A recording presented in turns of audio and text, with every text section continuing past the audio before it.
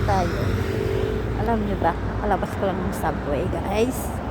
At ito ay maglalakad na tayo papunta dun sa ating service. Magugulat kayo guys kung ano yung service natin. Tapos naka-heels tayo, diba? Kita nyo ba yan? Ito oh. Ito yung service natin guys. Malapit na tayo sa ating service.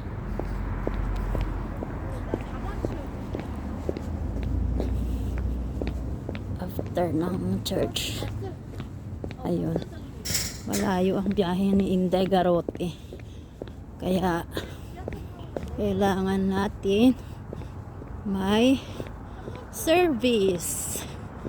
Asan na yung service ko? Nawala na. Ito. Dadaan tayo ngayon sa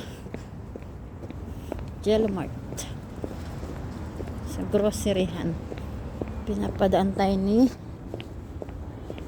bossing ng bawang.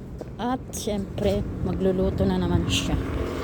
Ito yung service natin. Ako, parang flat na siya, guys. Charan! Yan ang service natin, oh. Oh, diba? Okay? Oh, sana nagustuhan niyo yung service ko, no? Bye! Thank you for watching!